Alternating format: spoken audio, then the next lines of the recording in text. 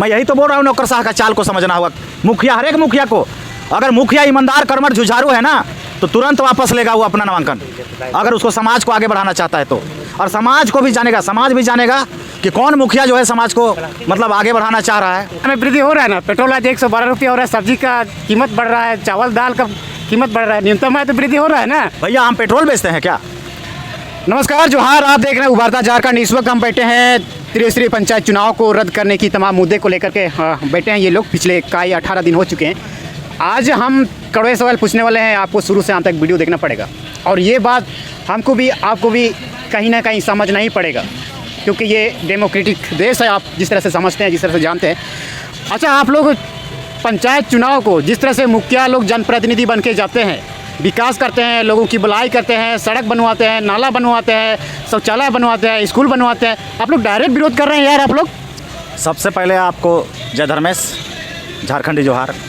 देखिए, पंचायत चुनाव का हम लोग डायरेक्ट विरोध इसलिए कर रहे हैं क्योंकि ये 5वां अनुसूचित क्षेत्र है और इसमें ग्राम सभा रूढ़ी प्रथा, ग्राम सभा सर्वोपरि है। और विरोध करने का पीछे एक ही कारण है कि हमारा संवैधानिक अधिकार है, लेकिन हमको ज़बरदस्ती थोप रहे हैं।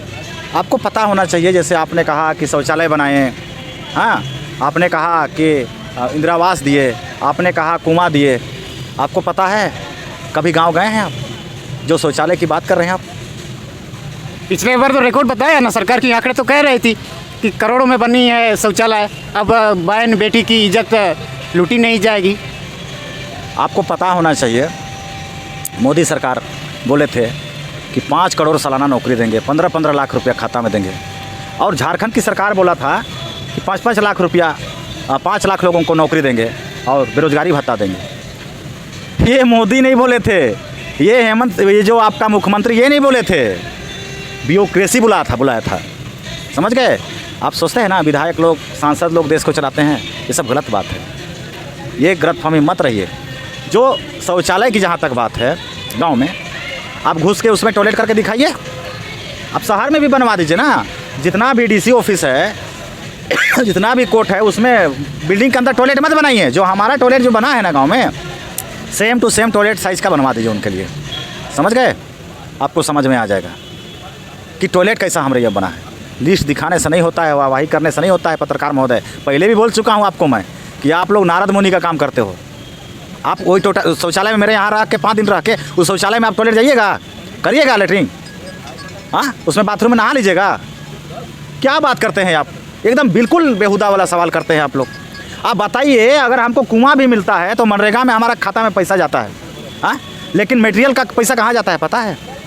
वेंडर कोड उसके लिए बना दिया गया है, उसके लिए ऑलरेडी चोर 40% काटता है। एक पैसा भी गांव नहीं पहुंचता है मेरे भाई। और 5 साल में अगर एक भी परिवार का, गरीब किसान का खापरा सल्वेस्टर हुआ हो तो बोल दीजिए ना। और जो प्रधानमंत्री आवास की जो आप बात करते हैं 1.5 लाख का, उसमें भी भेद देखिए। शहर वाला के लिए 3.5 लाख, गांव वाला के लिए 1.5 लाख की योजना बनाते हैं, उसमें भी 25-30 तो वापस ले लीजिएगा आप। बात समझ रहे हैं? तो गांव लेवल पर आपको पता है ना, रघुवर दास स्वयंसेवक बहाली किए थे। क्यों किए थे? कमीशन पे किए थे और उनको कोई वेतन नहीं है। यानी कि पहले रोजगार सेवक, जनसेवक प्रधानमंत्री आवास को देखते थे, अब स्वयंसेवक भी देखेगा। मतलब कमीशन का स्तर थोड़ा बढ़ जाएगा। स्वयंसेवक पूरा नहीं खाएगा, कुछ अपने रखेगा, कुछ जनसेवक को देगा, कुछ ऑफिशियल खर्च करेगा, कुछ वीडियो को देगा। नुकसान किसका हुआ? नुकसान तो लाभुक को हुआ ना। और जितना बड़ा इंदिरा आवास का पैसा उसको मिल रहा है, उतना बड़ा इंदिरा आवास में वो अपने रह पाता है का? हम रेंट दे रहे हैं का? आपको पता है कि जब लोकतंत्र में जनता मालिक होता है और नेता और ऑफिसर नौकर होता है, तो भाई मालिक को मालिक जैसा दो ना। 15 लाख 20 लाख का मकान दो ना, एक ही बार दो उसको। तो क्या आप झोपड़पट्टी दे रहे हो? अरे हमारे एरिया में 5वां अनुसूचित क्षेत्र में जानते हैं आप, हम लोग मिट्टी का मकान किसी सबका है तो 200 लोग सबके यहाँ रहेंगे, आपको अरेस्ट हो जाता है। तो 100-200 लोग रहने वाले लोग एक मकान में, तो झोपड़पट्टी 2 रूम का कमरा बजाएंगे। बैल कहाँ रखेंगे? मुर्गी कहाँ रखेंगे? सरहुल में किसको कहाँ बैठाएंगे? शादी में किसको बैठाएंगे? ससुर भैंसुर कहाँ रहेंगे? बाप बेटी कहाँ रहेगा? मतलब पूरा फैमिली में जितने लोग हैं, क्या उस रूम में रह पाएंगे?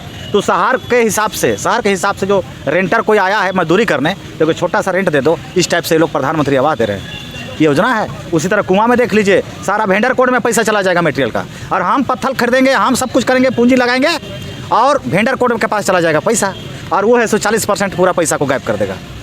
तो हम बैठे बैठे वो लोग चोरी कर रहे हैं ना, एक मात्र पेपर दिखा के, टेक्निकल बता के। तो देखिए यही व्यवस्था जो है पंचायत चुनाव नहीं होने की वजह से, पंचायत चुनाव होने की वजह से यही व्यवस्था को चोरी का माध्यम बनाया। अर्थात पंचायत मुखिया जो है ना, जिला परिषद है, ये लोग, वार्ड लोग, ये लोग सिर्फ सरकार के नौकरशाह के एक चमचा होंगे, रुपया अर्जित करने के, चोरी करने के एक माध्यम बनेंगे। मतलब कुछ हिस्सा उसको भी मिल जाएगा। कौन मिलेगा, किसको मिलेगा? मुखिया को कुछ हिस्सा मिल जाएगा। क्या वो विकास करने के लिए, क्या विकास कर पाएगा? जब अगला मुखिया नहीं कर पाया, दो बार नहीं कर पाया, ये किस खेत का मूल्य कर पाएगा? क्या नहीं कर पाएगा, मैं गारंटी देता हूँ। गांव में विकास करने के वास्ते तो मुखिया को चुना जाता है। देखिए जिस तरह से अभी भी चुनाव होना है, देखिए हमारे गांव को विकास करे, इसीलिए तो चुना जाता है जनप्रतिनिधि को। या आप पत्रकार लोग विकास का पहले अर्थ समझो। विकास करना का मतलब है रोड बन जाना, नाली बन जाना, इंदिरावास बन जाना, शौचालय बन जाना नहीं है। वो सब तो सुख सुविधा तो हमारे पास जब पैसा होगा हम खुद कर लेंगे, लेकिन विकास का अर्थ होता है हर एक व्यक्ति को न्यूनतम आय में वृद्धि। अगर वो ठेपा पास है तो भी, वो पढ़ा लिखा है तो भी, युवा है तो भी, बुजुर्ग है तो भी, न्यूनतम इनकम आय में वृद्धि होना चाहिए। प्राकृतिक संपदा से, कृषि से, या कोई भी मजदूरी करके जब इनकम बढ़ेगा तो ऑलरेडी विकास करेंगे लोग। लेकिन इनकम नहीं बढ़ेगा तो आपके रोड पुल पुलिया बिजली दे देने से विकास होगा? बताइए। आप तो बिजली दे दिए, लेकिन हम किसानों को कब बिजली देते हैं? 6 बजे रात से शुरू करते हैं, 10 बजे क्या, जब हमारे यहाँ खाना बनता है, जब हमारे यहाँ बच्चे पढ़ते हैं, उस समय आप बिजली नहीं देते हैं। 10 बजे रात, 11 बजे रात से आप बिजली देते हैं, दिन भर देते हैं। यार हमको ज़रूरत है बिजली का कब? 6 बजे शाम से लेकर रात 10 बजे तक। बस समझ गए? रोड का ज़रूरत कब है? जब हमारे पास गाड़ी होगा। हम साइकिल में पैदल चलने वाले लोग हैं, ट्रांसपोर्टिंग करना हमको गाँव में। क्या न्यूनतम आय में वृद्धि करने की दिशा में कौन सरकार आज तक सकारात्मक पहल किया? न्यूनतम आय में वृद्धि हो रहा है ना, पेट्रोल आज 112 रुपया हो रहा है, सब्जी का कीमत बढ़ रहा है, चावल दाल का कीमत बढ़ रहा है, न्यूनतम आय तो वृद्धि हो रहा है ना। भैया हम पेट्रोल बेचते हैं क्या? मैं यही तो बोल रहा हूँ, नौकरशाह का चाल को समझना होगा। मुखिया, हर एक मुखिया को, अगर मुखिया ईमानदार, कर्मठ, जुझारू है ना, तो तुरंत वापस लेगा वो अपना नामांकन, अगर उसको समाज को आगे बढ़ाना चाहता है तो। और समाज को भी जानेगा, समाज भी जानेगा कि कौन मुखिया जो है समाज को मतलब आगे बढ़ाना चाह रहा है, और कौन मुखिया समाज को दलालों के बीच बेचने जा रहा है। खुद तो दलाल बन गया है, दलालों के बीच में पूरे समाज को थोक में बेच रहा है। भाई हम लोग अभी जांच करा लीजिए ना आप पूरे पंचायत का, 5 साल के अंदर में कितना योजना का भी मतलब पास हुआ ग्राम सभा में, और कितना योजना बना, किस स्थिति में बना, उस योजना का क्या लाभ हुआ, किसको लाभ हुआ, कितना किसान का इनकम में वृद्धि हुआ। एक भी किसान का आय में वृद्धि अगर हुआ है तो मैं आत्महत्या कर लूँगा। समझ गए? किस छोर से आप कह रहे हैं अपने आप को जुझारू, कर्मठ, शिक्षित? एक भी गांव का अगर किसी भी किसान का, हाँ, ये व्यवस्था से, पंचायती चुनाव व्यवस्था से अगर 1 लाख रुपया महीना का इनकम हो गया है तो मैं आत्महत्या कर लूँगा।